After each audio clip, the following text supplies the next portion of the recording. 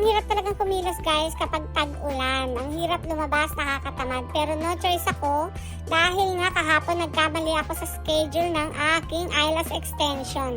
So ayan guys, dito pa rin sa pinagpapagawaan ko. Kung nakikita nyo guys, yan yung mga sapatosan. Ayan, yung isang naka-white na yan na shoes at ayan ako sa ibaba.